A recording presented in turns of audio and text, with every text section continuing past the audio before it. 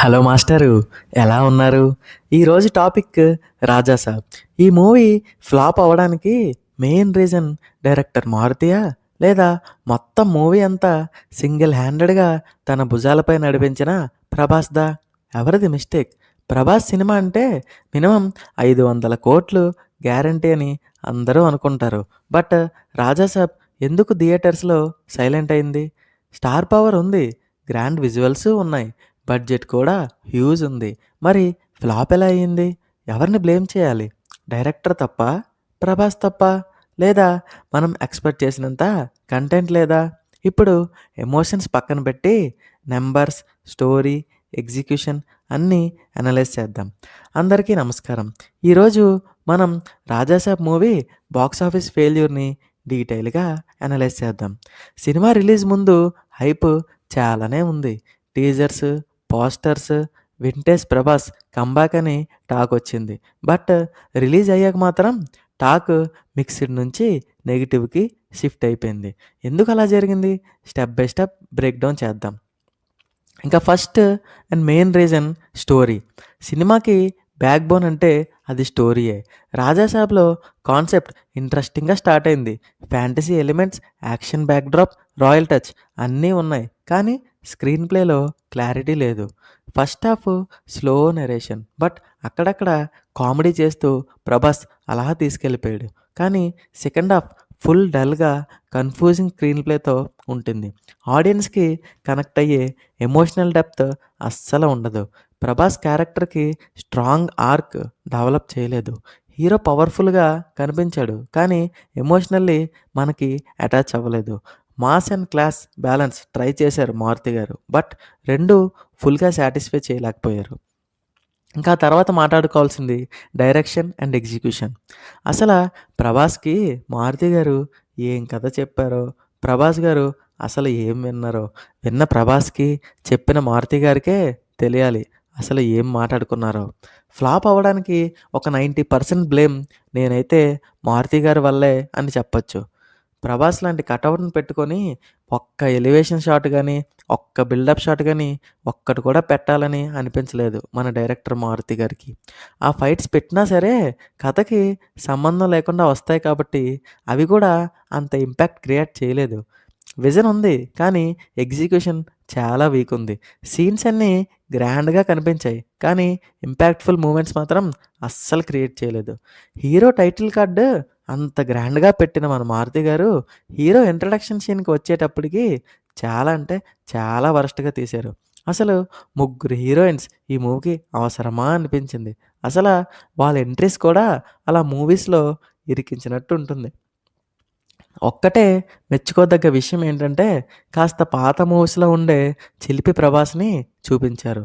Prabhas comedy angle అలా అలా touch చేసి వదిలేశారు. అది ఒక్కటే ఈ మూవీకి కాస్త అయినా సేవ్ చేసింది. హీరో పక్కన ఉన్న సపోర్టింగ్ క్యారెక్టర్స్ డిజైన్ అయితే లైక్ సప్తగిరి గారు, సత్య గారు, ప్రభాస్ సీన్ వీళ్ళ గెటప్స్ అయితే రీసెంట్ టైమ్స్‌లోనే చాలా అంటే చాలా వరస్ట్‌గా డిజైన్ చేశారు. అసల సీన్‌కి అసలు సంబంధమే ఉండదు. ఇంకా ప్రభాస్ కాస్ట్యూమ్స్ అయితే కొన్ని కొన్ని దగ్గర చాలా క్రింజ్ ఉంటాయి. ఇంకా అందరూ చెప్పుకునే క్రొకోడైల్ ఫైట్ సీన్ అయితే విజువల్‌గా హైలైట్ అయినా సరే స్టోరీ ప్రోగ్రెషన్‌కి అంతవరకు యూజ్ అవ్వలేదు. క్లైమాక్స్‌లో బిల్డప్ ఉంది. కానీ దానికి తగ్గ పే ఆఫ్ చాలా వీక్ ఉంటుంది. డైరెక్టర్ స్టార్‌ని కరెక్ట్‌గా యుటిలైజ్ చేయలేదని అందరూ చెప్పారు. ఇంకా మన క్రిటిక్స్ కూడా అదే అన్నారు. ఇక 'ప్రభాస్' తప్పు ఉందని ఎంతవరకు అనుకోవచ్చు? హానెస్ట్‌లీ చెప్పాలంటే ఫుల్ బ్లేమ్ హీరో మీద పెట్టడం కరెక్ట్ కాదు. పెర్ఫార్మన్స్ డీసెంట్ ఉంది. స్క్రీన్ ప్రెజెన్స్ ఉంది.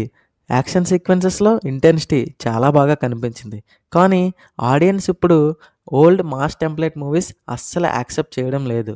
'ప్రభాస్' ఇమేజ్ చాలా పెద్దది. సో, ఎక్స్‌పెక్టేషన్స్ చాలా డబల్ ఉంటాయి. బట్ కంటెంట్ స్ట్రాంగ్‌గా లేకుంటే స్టార్ పవర్ కూడా సేవ్ చేయలేదు.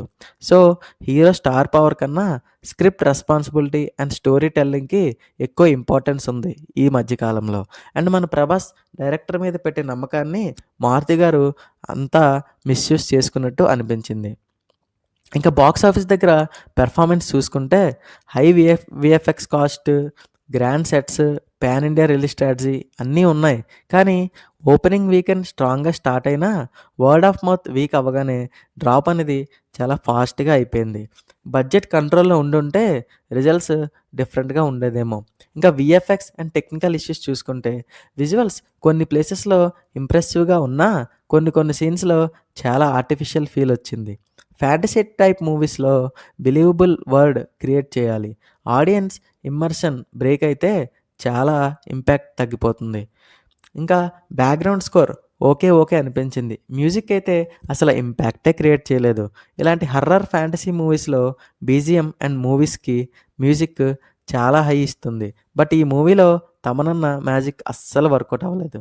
ఇంకా ఈ మూవీలో ఉన్న పాజిటివ్స్ కోసం మాట్లాడితే హీరో ప్రభాస్ కామెడీ టైమింగ్ చాలా బాగుంది. సెకండ్ హాఫ్లో వచ్చే హాస్పిటల్ సీన్ అయితే ఎమోషన్స్గా చాలా గుండెకి హత్తుకుంది. క్లైమాక్స్ విజువల్స్ అయితే చాలా బాగున్నాయి. ఇంకా ప్రభాస్ స్క్రీన్ ప్రెజెన్స్ అయితే ఫస్ట్ నుంచి లాస్ట్ వరకు మొత్తం మూవీ అంతా తన భుజాలపై మోసాడు అనిపించింది. ఇంకా నెగిటివ్స్ గురించి చెప్పాలంటే బోరింగ్ స్క్రీన్ ప్లే ఉంటుంది. కన్ఫ్యూజింగ్ డైరెక్షన్స్తో మనల్ని పిచ్చెక్కిస్తాడు మన మారుతి గారు. వీక్ స్టోరీ వల్ల అసలు కనెక్టే అవ్వం. అన్నెసెసరీ హీరోయిన్స్ ఉంటారు. ఇంపాక్ట్లెస్ బీజిఎం ఉంటుంది. నో ఎలివేషన్స్ టు ప్రభాస్ ఇది అనిపించింది నాకు. సో ఫైనల్గా ఎవరిని బ్లేమ్ చేయాలి? డైరెక్టరా, ప్రభాసా, లేదా వీక్ రైటింగా? నిజం ఏంటంటే biggest issue engaging screen play లేకపోవడం, ఇంకా స్టోరీ గ్రిప్పింగ్గా లేకపోవడం, budget pressure and over expectations ఉండడం మెయిన్ ప్రాబ్లం. స్టార్ పవర్ ఒక్కటే సినిమాని ఎప్పటికీ సేవ్ చేయలేదు. ఆడియన్స్ ఇప్పుడు కంటెంట్ కోసం థియేటర్స్కి వస్తున్నారు. రాజాసాబ్ ఫ్లాప్ అయింది కానీ లెసన్ మాత్రం క్లియర్. కంటెంట్ అనేది ఎప్పుడూ కింగ్. ఇదంతా విన్నారు కదా, మీ ఒపీనియన్ ఏంటి? డైరెక్టర్ మిస్టేక్ అనుకుంటున్నారా లేక స్టోరీ ఫెయిలియర్ అనుకుంటున్నారా? కామెంట్స్లో చెప్పండి. వీడియో నచ్చితే ఒక లైక్ చేయండి. ఇలాంటి లేటెస్ట్ అండ్ ఇంట్రెస్టింగ్ టాపిక్స్ కోసం మా ఛానల్ని సబ్స్క్రైబ్ చేయండి. Thank you.